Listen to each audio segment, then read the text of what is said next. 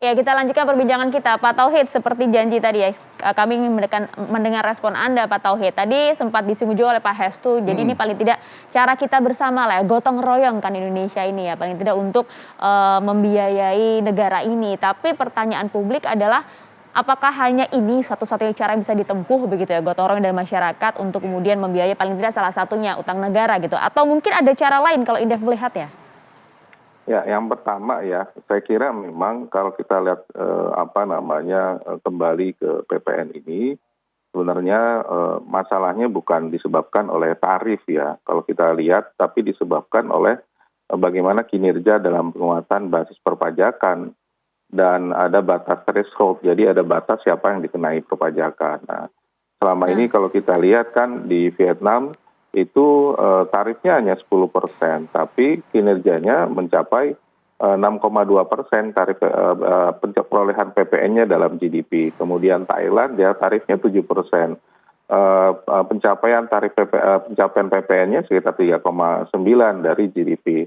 Indonesia tarifnya sama dengan Vietnam itu 10%, kemarin begitu, dia pencapaiannya sekitar 3,5. Jadi bukan karena tarifnya begitu, itu yang pertama. Yang kedua ya kalau kita tadi mengacu katakanlah harusnya mengacu pada peer to peer country di negara kita, bukan negara maju begitu. Memang kalau OECD 15%, nah OECD ini kan negara-negara maju, tingkat konsumsinya tinggi. mhm. Ketika tingkat konsumsi diberikan PPN, memang cepat begitu. Nah, kita kan negara menengah ke bawah nih, kalau dikenakan PPN bukan tambah bagus ekonomi, tapi akan menjadi beban. Nah ini yang saya belum masuk, artinya bukan karena tarifnya yang dinaikkan, tapi persoalan lain yang harusnya dibenahi, begitu yang pertama.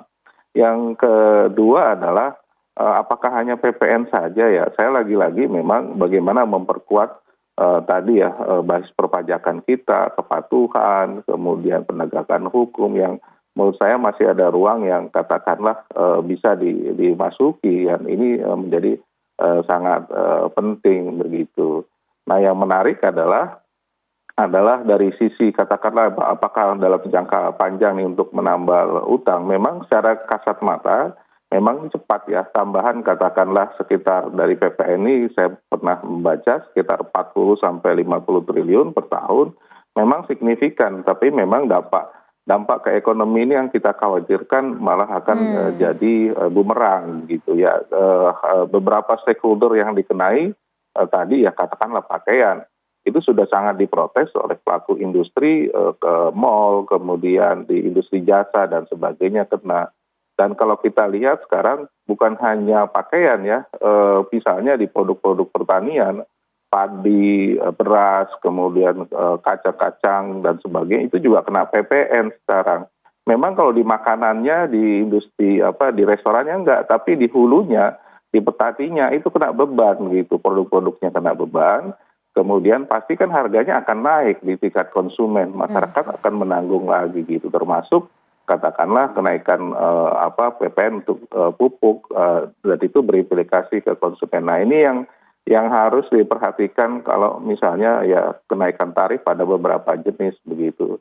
Dan terakhir memang kalau kita lihat dari sisi regulasi, ini undang-undang begitu cepat dilahirkan, masih menunggu PP-nya, tapi PMK-nya sudah atau peraturan Menteri Keuangannya sudah keluar ya, setidaknya ada 14. Jadi sebenarnya kami juga ingin melihat kenapa peraturan pemerintahnya tidak ada tambahan atau ada revisi, tapi langsung ke PMK. Ini yang membuat menurut saya begitu cepat untuk mengejar agar April ini Pak bisa Tauhid, implementasi gitu. Kurang lebih itulah dari sikum yang ya, saya kira menjadi ya. problem.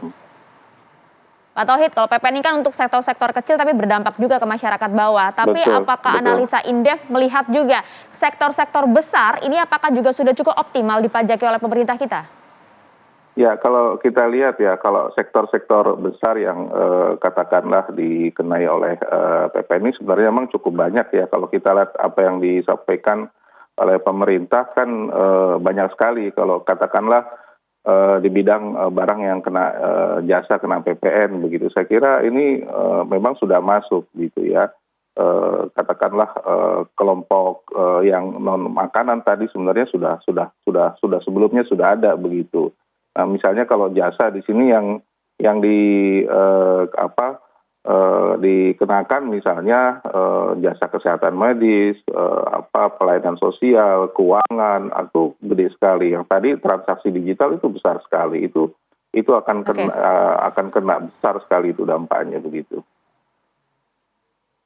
Oke, Pak Hestu Yoga, tanggapan dari Anda? Silakan, Pak.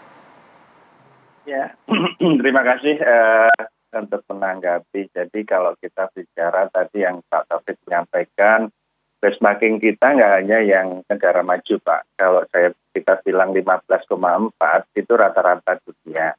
Kalau bicara yang maju benar, memang seperti Hungaria 27%, Denmark 25%, Norwegia 25%. Kita nggak ke sana, Pak. Artinya kita bicara memang beberapa negara di sekitar kita masih sama atau lebih rendah, tetapi kita juga melihat seperti Filipina itu sudah 12. Arab Saudi yang baru memperkenalkan VPN sekitar 5 tahun yang lalu 5%, tahun kemarin sudah naik menjadi 15%.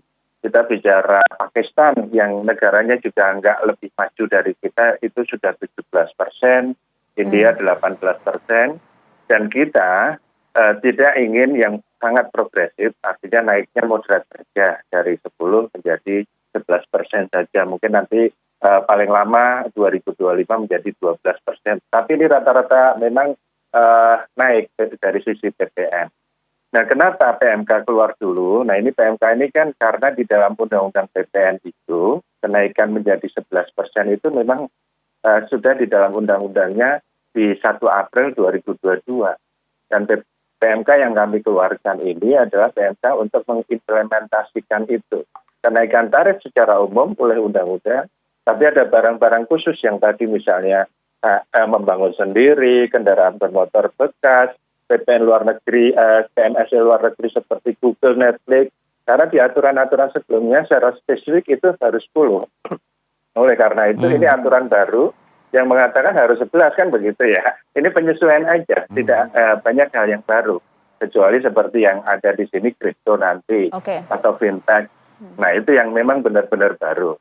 Nah yang kedua terkait dengan dari aspek administratif. Kami mengapresiasi tadi disampaikan Pak Taufik bahwa kita memang perlu banyak berbenah. Memang kami di Direktorat Jenderal Pajak ini akan paralel.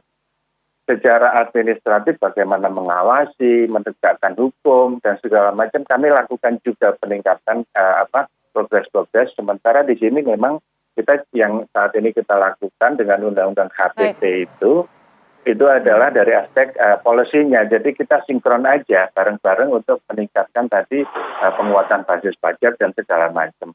Kira-kira seperti itu. Dan kemudian kalau kita bicara dampak keekonomiannya seperti yang analisa simpel, karena memang PPN ini pajak atas konsumsi barang dan jasa. Jadi kalau kita bicara barang dan jasa ya semua barang dan jasa. PPN memang begitu. Kemarin pun begitu, sekarang pun begitu. Gitu.